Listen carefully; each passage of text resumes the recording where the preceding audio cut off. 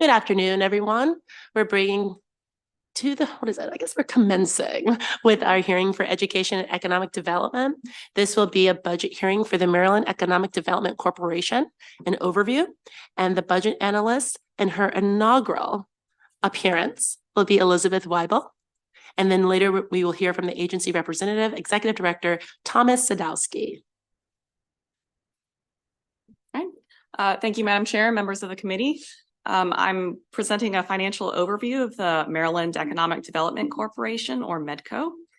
MEDCO is a non-budgeted entity that was created to serve as a statewide economic development engine. It has the ability to own and develop property, as well as to issue bonds and make loans. And each project must have self-supporting revenue. Historically, MEDCO has been involved in two types of projects. Those are operating facilities, where it has a hand in the management decisions, and conduit projects, where it acts as an arm's length financing entity. If you go ahead in your analysis and skip ahead to page 5, the exhibit 1, this chart shows MEDCO's net assets divided into operating facilities, which are represented by the orange line at the bottom, and then everything else, which is represented by the blue line at the top. The net assets are comprised primarily of the value of the properties offset by outstanding debt or capital lease obligations.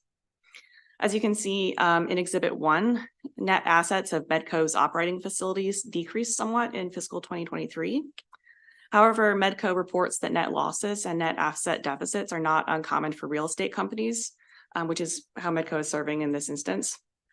And a net deficit is not a concern as long as operating revenues exceed the cash operating expenses, which has been the case and continues to be the case. In fiscal 2023, the operating facilities revenues increased by 11% from the prior year and continued to exceed expenses for a net operating income of $33 million. Moving ahead to Exhibit 2 on pages 6 and 7, this table breaks down operating income and loss by project. Most of MEDCO's operating facilities, as you'll see at the top there, are student housing at universities.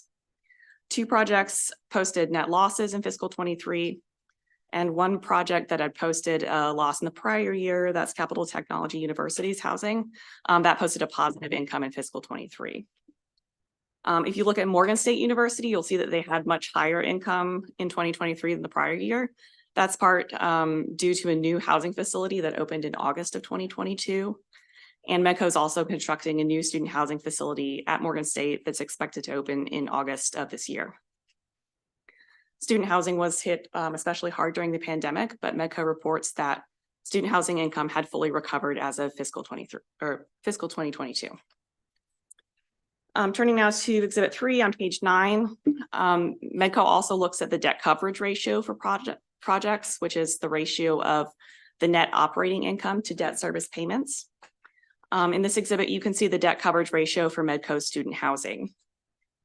Projects that don't meet a specific debt coverage ratio are placed on a watch status.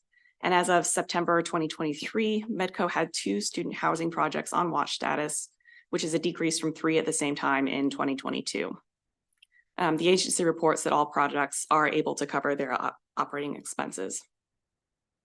Another project, the Chesapeake Bay Conference Center, has been considered a non-performing project since before the pandemic due to the debt coverage ratio. MEDCO reports that the project is able to cover all of its operating expenses, but the revenues are not sufficient to make full debt service payments. The investors for that project have repeatedly extended 6-month forbearance agreements over the past several years, and MEDCO expects those agreements to continue to be extended. The conference center did post positive incomes in both fiscal 22 and 23, which you can see in the full list of projects in Exhibit 2. And as you'll see on page 11, this agency is non-budget and DLS has no recommendations. That concludes my presentation and I can take any questions. Thank you so much. You did a great job. Are there any questions from the committee?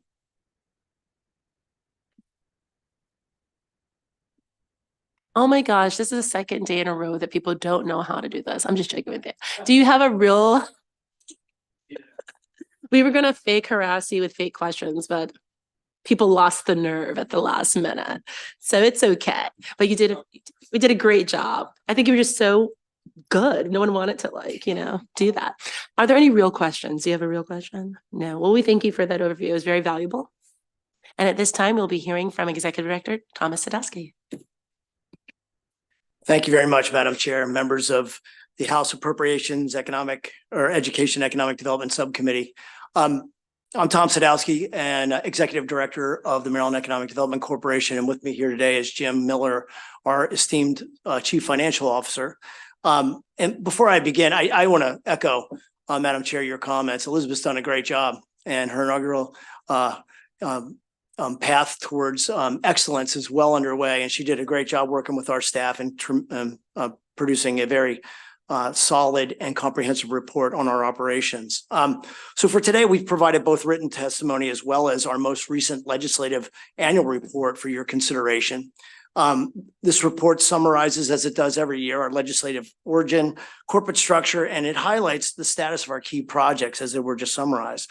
As you'll note, Medco's portfolio of projects is extremely broad and reflects the utilization of our vast legislative capabilities to assist stakeholders, both from the private and public sectors, in their economic development pursuits statewide. 2023 was a very active and productive year in many respects. Medco took steps to more effectively manage our vast portfolio while proactively reaching out to key state and local partners to address their economic development needs. This led, as Elizabeth had mentioned, to the stabilization of our robust student housing portfolio, which stands over 90% occupied, and allowed us to pursue many exciting and in some cases award-winning infrastructure and community development projects. Medco was also able to offer advisory services on a few high priority initiatives to include identifying those sites statewide as that might be good candidates for cannabis incubators throughout the state and contributing to the all-important work of the new Maryland Thoroughbred Racetrack Operating Authority. Medco's efforts were further guided by its first strategic plan, which we completed in 2022. The substance of this plan addresses many of the needs that I think we're all aware of that were highlighted in the Comptroller's recent report on the state's economy and what we need to be doing a better job of going forward. But our plan puts particular focus on the following key areas: a target industry development, working more closely in partnership with our Department of Commerce and TEDCO to grow key industry sectors of advantage and opportunity. Innovation capacity development, where we work more closely with our federal facilities and our higher ed partners to help support not only their research enterprise and their respective missions, but help them accelerate the pace of collaborations with one another and technology commercialization. Third is to support, obviously, inclusive and equitable economic growth. Medco is working with our state and local partners to address the needs also in underserved communities, trying to promote more redevelopment and new investment. Throughout the past year, we were proud to report that we achieved between a 32 and 35% participation rate and paid out more than $31 million to minority business enterprise vendors as part of our managed projects. The fourth key priority of our strategic plan is placemaking.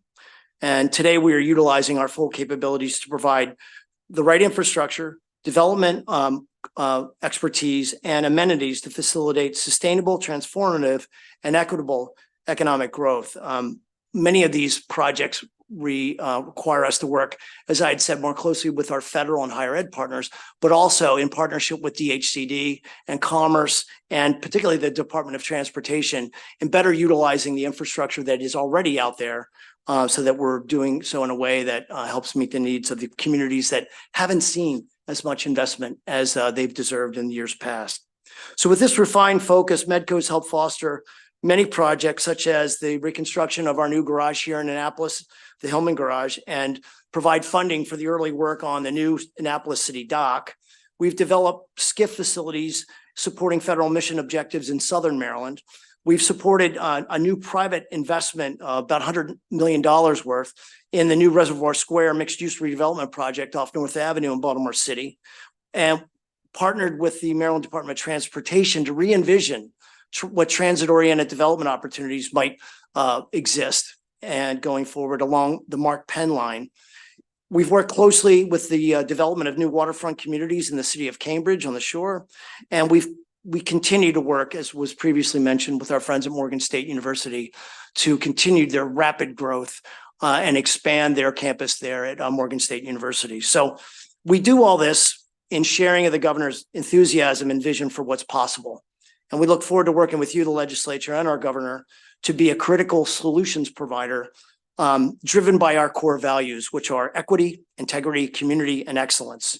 And working in this matter, I think we can and we will grow Maryland's economy in a manner that includes and benefits all Marylanders. And so we look forward to working with you in that capacity.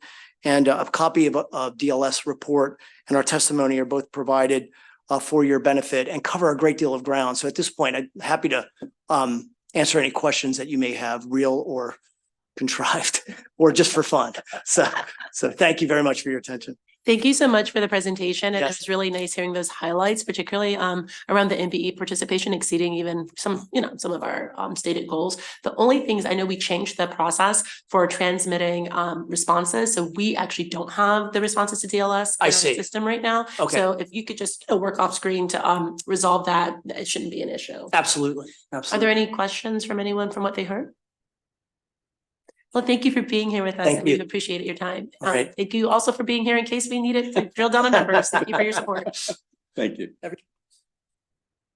Thank you. So that's it. So that concludes today's hearing. Good job.